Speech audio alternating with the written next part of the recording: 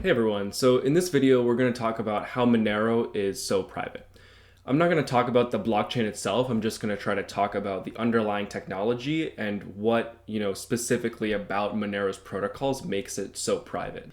So there's kind of two parts to this, right? We first have transaction level privacy, right? And this is just, if I send you some money, you don't know I sent you money, right? You just know that somebody sent you money. And likewise, I don't know who I sent money to. I just know that I sent money to someone. And the other aspect here is account level privacy. So, if I have a wallet, you don't know how much money I have on that wallet. You may know that I have the wallet if I told you, but if I didn't tell you, you don't even know that I have a wallet. So there's kind of two separate aspects to this privacy. And under transactions, we also have kind of two branches here in terms of privacy, right? We have sender receiver privacy. So again, if I send you some money, I don't know that I'm actually sending money to you. I just know that I'm sending money to an address you gave me. I don't know that it belongs to you. And likewise, you don't know that I am sending you money per se from my wallet. You just know that some wallet is sending you money.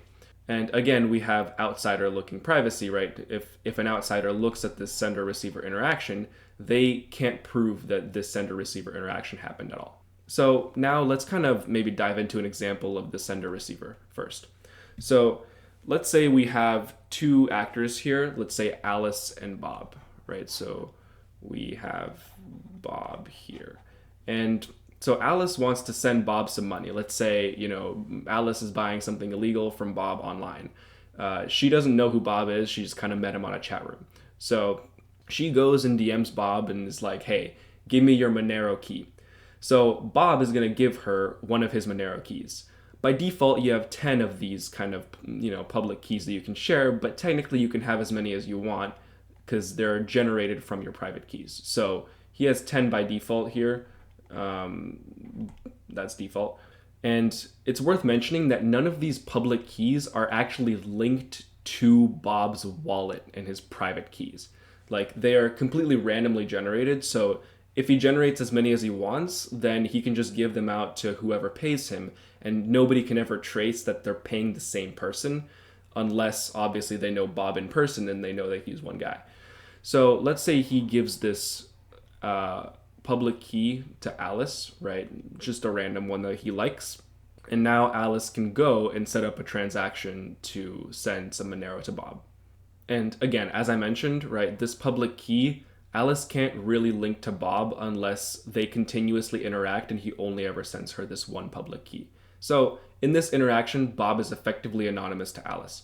Now let's get into the interesting part where Alice actually sends him the money, right? So when Alice sends him the money, there's a few things that happens.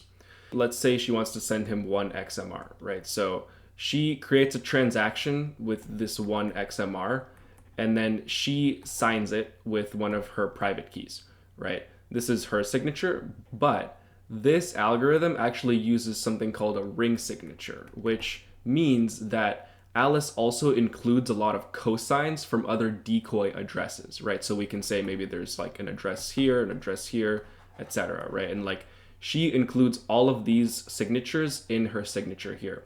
So when this transaction is sent to Bob, he can look at the signature and he can see that, okay, so there's somebody signed here, somebody signed here, somebody signed here, but he doesn't know who each signature belongs to because it doesn't expose anything about Alice's public key. It's just a signature that she has and it's all random. So as a result, Bob has no way to figure out who the actual sender of this transaction is, like who the true signer is. But in sending her transaction, she also derives a stealth address from Bob's public key. This address is used to be the destination, technically, of this transaction. This stealth address is derived from Bob's public key, so Bob knows that this amount that she is sending, right, one XMR, belongs to him. His wallet knows that, it can track it. But this address is only used for a single transaction, which means that it's not actually tied to Bob. It's just tied to this one interaction that Alice has with Bob. So if Bob chooses to, maybe talk to his friend Clyde afterwards and then immediately send him the same one XMR, even though this was done through a stealth address, Alice has no way of knowing that this amount of money was just spent and sent to Clyde. So to summarize, Alice doesn't know anything about Bob other than his public key, which he gave to her and he can generate as many of as he wants, and they're not linked to his wallet. So effectively, Alice knows nothing about Bob. And Bob also knows nothing about Alice because she sent him a transaction with this ring signature right here, which has decoy signatures from a bunch of other addresses.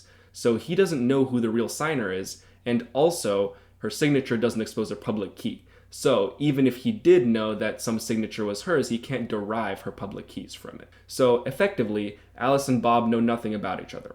Now, the one thing they do know is that Alice sent Bob 1 XMR because Alice knows that she spent that 1 XMR, just like Bob knows he received 1 XMR. So that's the one thing that they do know about each other. So now, if we just kind of go back to our summary here, right, we also have this section regarding outsiders and whether outsiders can see into the transaction. Now, if we look at our transaction here, outsiders are not going to know which address sent the transaction because, again, the ring signature has a lot of decoys, and they're not going to know which address received this transaction because it was done through a stealth address here. So at this point, right, the outsider doesn't know Alice, doesn't know Bob, but do they know the transaction amount, right? Do they know this? No, they actually do not know this because of something called a Pedersen commitment, which is a cool cryptographical thing that basically allows this transaction to have a completely obscured value for the transaction that's also provable by both sides. So both sides can validate that in fact this transaction is for 1 XMR, but any outsider cannot determine this information because it's not actually exposed. So therefore, an outsider has no idea about anything happening in this transaction. They just know that at some point a transaction happened, right? Like that's pretty useless information, generally speaking. So all in all, if we kind of go back to our summary here, we can see that transactionally, Monero is completely private, right? Like there's no information you can determine here whatsoever, really. Now let's talk about the account. So the account level refers to a particular wallet, right? And whether we can track that wallet and whether any information about that wallet is ever exposed. So before we get into that, it's worth mentioning that every Monero wallet has multiple public keys and multiple private keys. Multiple keys are needed because that's basically how we achieve account level privacy. The public keys are only exposed sometimes to transactors and they can be updated, and secret keys are used to scan for stealth addresses to determine the actual balance of the wallet. So let's take a more closer look at this using the example from the Bob, Alice, and Clyde. So let's say that now we have a scenario where Bob wants to receive, let's say, transactions from Alice, Clyde, and Daniel, right? So he wants to receive a bunch of different transactions and say they're 1 Monero each, right? So they each send them 1 Monero, right? And now they go through this entire, logic that we described above. So because they're all sending it to stealth addresses, right? None of them know really that they're sending it to Bob unless Bob actually told them and they know each other, right? But let's say if you're just on the internet, they have no idea they're sending to the same person. And the kind of key point here is that they're all sending to stealth addresses. So Bob then uses his secret keys that we mentioned above to go and scan the blockchain for transactions going to stealth addresses that can be linked to his secret keys. And since he owns his secret keys, these are only, open to him. Nobody else can know this. So when he scans the blockchain, Bob knows that he received 3 XMR here, right? But nobody else knows this because, again, they were sent to stealth addresses. And if you were to look outside, right, you were to inspect that, someone sent to someone, someone sent to someone, someone to someone, this doesn't tell you anything because it's all just noise, right? It's all like saying like 1 sent to 2, 3 sent to 4, and then like 5 sent to 6, right?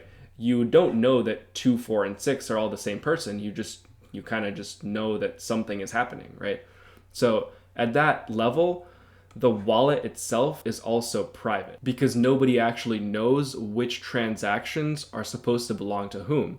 And even if they did, they still wouldn't know the actual amount in those transactions, as we mentioned previously. So all in all, at a wallet level, Monero is also pretty secure in that sense. Now, my explanation here was pretty high level. Obviously, there's a lot that kind of goes on under the hood here in terms of cryptography and other cool stuff. I'm not going to get into that in this video, but I'm sure that will be a cool topic for another video, so definitely stay tuned for that. It's also worth mentioning that Monero isn't fully foolproof. There's a lot of companies that are based around basically tracking Monero and other privacy coins. So there are ways that companies can try to track you.